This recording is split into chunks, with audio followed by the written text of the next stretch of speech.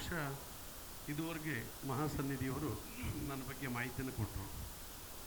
ನಾನು ಆದಿಚುಂಚನಗಿರಿ ಮಹಾಸಂಸ್ಥಾನದ ಮಠದಲ್ಲಿ ಜಗದ್ಗುರುಗಳ ಸನ್ನಿಧಿಯಲ್ಲಿ ಬಹಳಷ್ಟು ವರ್ಷಗಳ ಕಾಲ ಸೇವೆ ಮಾಡುವಂಥ ಒಂದು ಭಾಗ್ಯ ಸಿಕ್ತು. ನಾನು ಕ್ಷೇತ್ರಕ್ಕೆ ಕೆಲಸಕ್ಕೆ ಹೋಗ್ತಾ ಇದ್ದೀನಿ ಅಂತಂದಾಗ ನನ್ನ ಪೋಷಕರೇ ನನ್ನನ್ನು ವಿರೋಧ ಮಾಡಿದ್ರು. ಸನ್ಯಾಸಿ ಹತ್ರ ಹೋಗ್ತಾ ಇದೆಯಾ, ಸನ್ಯಾಸ ಹತ್ರ ಏನೂ ಸಿಗೋದಿಲ್ಲ ನಿನಗೆ, ಯಾಕೆ ನಾನು ಬೇಸಿಕಲಿ ಒಬ್ಬ ಟೀಚರು. ಕೆಲಸ ಸಿಕ್ಕಿದ್ದು ಗೌರ್ಮೆಂಟ್ ಕೆಲಸ. ಆ ಕೆಲಸಕ್ಕೆ ಗುರುಗಳ ಶಿಫಾರಸು ಪತ್ರ ತಗೊಳ್ಳೋಕ್ಕೆ ಅಂತ ಹೋದೆ ಬಾಲಗಂಗಾಧರ ಸ್ವಾಮಿಗಳ ಹತ್ರ. ಮಹಾಸ್ವಾಮೀಜಿಯವರು ಕೊಟ್ಟರು. ಕಡದಾಳು ಮಂಜಪ್ಪನವರು ಅಂತ ನಿಮಗೆ ಗೊತ್ತಿರಬೇಕು, ಹಿಂದಿನ ಮುಖ್ಯಮಂತ್ರಿಗಳು. ಅವರು ಶಿವಮೊಗ್ಗ ಜಿಲ್ಲೆಯಲ್ಲಿದ್ದರು. ಅವರು ನಮ್ಮ ಭಕ್ತರು, ಮಠದ ಭಕ್ತರು. ಅವರಿಗೆ ಮಹಾಸ್ವಾಮೀಜಿಯವರು ಒಂದು ಲೆಟ್ರ್ ಕೊಟ್ಟರು. ನಮ್ಮ ಮಠದ ಹುಡುಗ, ಇವನು ಸೇವಕ, ಒಳ್ಳೆ ಕೆಲಸ ಮಾಡ್ತಾನೆ, ಆಮೇಲೆ ಬಡವನಿದ್ದಾನೆ, ಇವನಿಗೊಂದು ಉದ್ಯೋಗ ಅವಕಾಶ ಮಾಡಿಕೊಡಿ ಅಂತ ಕೊಟ್ಟರು. ಅವರು DLRCನಲ್ಲಿ ನನಗೆ ರೆಕಮೆಂಡೇಷನ್ ಮಾಡಿ ಕೆಲಸ ಸಿಕ್ತು. ಕೆಲಸ ಸಿಕ್ಕಿ ನನಗೆ ಅಪಾಯಿಂಟ್ಮೆಂಟ್ ಆರ್ಡ್ರು ಬಂದು ಗುರುಗಳ ಪಾದಕ್ಕೆ ಅದನ್ನು ಸಮರ್ಪಣೆ ಮಾಡಿ, ಸ್ವಾಮೀಜಿ ನಿಮ್ಮ ಆಶೀರ್ವಾದದಿಂದ ನನ್ನ ಕೆಲಸ ಸಿಕ್ಕಿದೆ, ಹೋಗ್ತಾ ಇದ್ದೀನಿ ಅಂತಂದಾಗ ಮಹಾಸನ್ನಿಧಿಯವರು ನನ್ನ ಅಪಾಯಿಂಟ್ಮೆಂಟ್ ಆರ್ಡ್ರನ್ನ ಇಸ್ಕೊಂಡು ಡ್ರೈಯರ್ಗೆ ಹಾಕಿ ಆ ಪಕ್ಕದಲ್ಲಿರುವಂಥ ಟೇಬಲಲ್ಲಿ ಹೊರಗಡೆ ಹೋಗು ಅಂತ ನನಗೆ ಗಾಬರಿ ಆಯಿತು. ಅದಕ್ಕೆ ಮುಂಚೆ ಗುರುಗಳೊಂದು ಮಾತು ಹೇಳಿದ್ರು, ಬಹುಶಃ ನಿನಗೆ ಶಿವಮೊಗ್ಗ ಜಿಲ್ಲೆ ಕೆಲಸ ಸಿಗ್ತಾ ಇದೆ, ಅಲ್ಲಿ ಯಾವಾಗಲೂ ಮಲೆನಾಡಿದೆ, ಮಳೆ ಜಿಡಿ ಅಂತಿರುತ್ತೆ, ಇದಕ್ಕಿಂತ ಹೆಚ್ಚಾಗಿ ಅಲ್ಲಿ ಬಹುಶಃ ಒಂದು ಹುಳ ಇದೆ, ನಿಮಗೆ ಗೊತ್ತಿರಬೇಕು, ಅದು ಜಿಗಣಿ ಅಂತ ನಮ್ಮ ಭಾಗದಲ್ಲಿ ಹೇಳ್ತೀವಿ, ಇಲ್ಲೇನು ಹೇಳ್ತಾರೋ ಗೊತ್ತಿಲ್ಲ. ಆ ಜಿಗಣೆ ಏನಾದರೂ ಒಂದು ವೇಳೆ ನಿನ್ನ ದೇಹದಲ್ಲಿ ಸೇರಿದ್ರೆ ಇಡೀ ರಕ್ತವನ್ನು ಹೀರಿ ಹೊರಗಾಗ್ತದೆ ಜೋಪಾನ ಅಂತ ಹೇಳಿದ್ರು. ನನಗೆ ಭಯ ಆಯಿತು. ಏನು ಮಾಡೋದು ಸ್ವಾಮೀಜಿ ಎಂದೆ. ಏನು ಮಾಡಬೇಡ, ಮಠದಲ್ಲಿರು ಅಂತ ಹೇಳಿದ್ರು.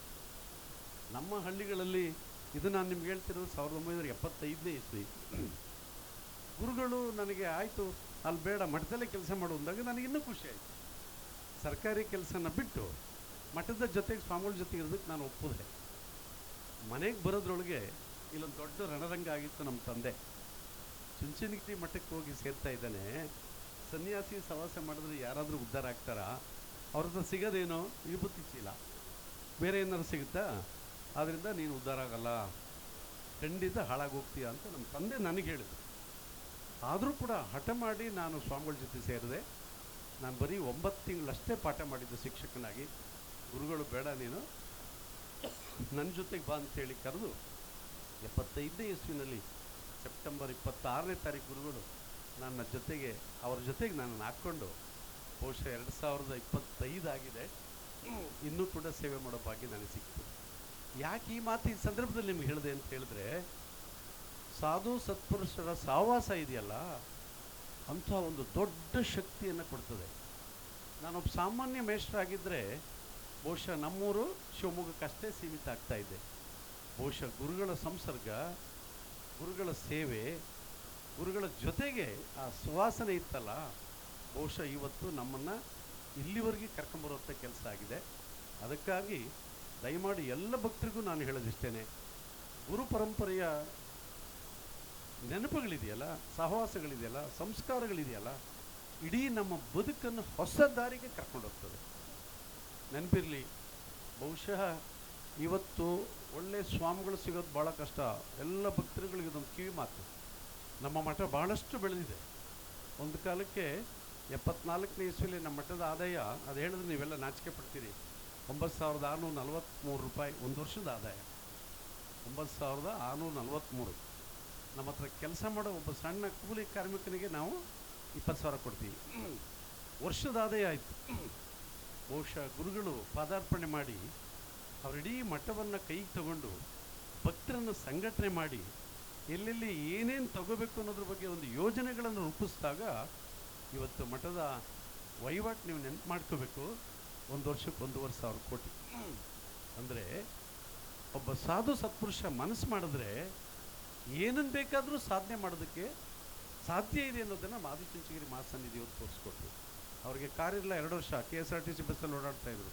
ನಾನು 75ಕ್ಕೆ ಅವ್ರ ಜೊತೆ ಹೋದೆ. 74 ಸ್ವಾಮಿಗಳು ಬಂದರು. KSRTCಲಿ ಒಂದು ಬ್ಯಾಗ್ ಹಿಡ್ಕೊಂಡು ಓಡಾಡ್ತಿದ್ರು. ಆದರೆ ಇವತ್ತು ನಮ್ಮಂಥವ್ರಿಗೆ ₹1 ಕೋಟಿ ಕಾರ್ ಕೊಟ್ಟಿದ್ದಾರೆ ಸ್ವಾಮಿಗಳು.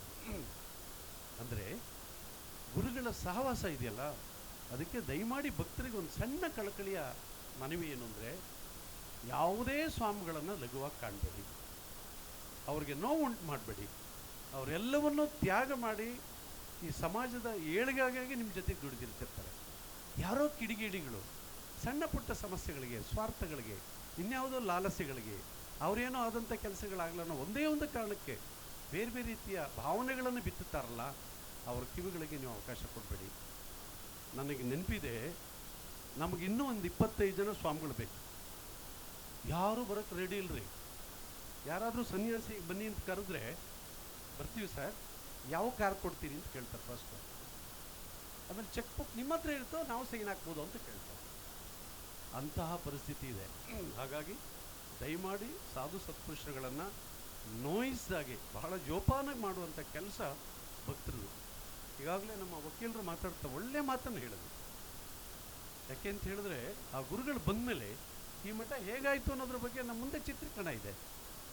ನನಗೆ ನಮ್ಮ ಅಭಿನವ ಸಿದ್ಧಾರೂಢ ಮಹಾಸನ್ನಿಧಿಯವರು ಒಂದು ಆದೇಶ ಕೊಟ್ಟರು, ನೀವು ಗೌಡ್ರೆ ಜಾತ್ರೆಗೆ ಬರಬಾರ್ದಾಯಿತು, ಸ್ಕೂಲ್ ನೋಡೋಕೆ ಬರ್ಬೇಕು ನೀವು ಅಂತ. ಯಾಕೆ ನಮ್ಮದು ಕೂಡ 635 ಇನ್ಸ್ಟಿಟ್ಯೂಷನ್ ಕರ್ನಾಟಕ ರಾಜ್ಯದಲ್ಲಿ ಕಟ್ಟಿದ್ದೀವಿ. LKG ಇಂದ ಹಿಡಿದು ಮೆಡಿಕಲ್ ಕಾಲೇಜ್, ಯೂನಿವರ್ಸಿಟಿವರೆಗೂ ನಮ್ಮ ಶಿಕ್ಷಣ ಸಂಸ್ಥೆಗಳಿವೆ.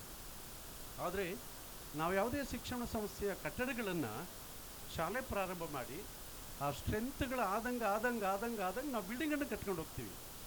ಆದರೆ ಮಣಕವಾಡಿಯ ಮಹಾಜಗದ್ಗುರುಗಳು ಶಾಲೆ ಕಟ್ಟೋದಕ್ಕೆ ಮುಂಚೆನೇ ಏನೆಲ್ಲ ಒಂದು 25 ವರ್ಷಕ್ಕೆ ಬೇಕೋ ಅಷ್ಟು ಬಿಲ್ಡಿಂಗನ್ನು ರೆಡಿ ಮಾಡಿಟ್ಟಿದ್ದಾರೆ.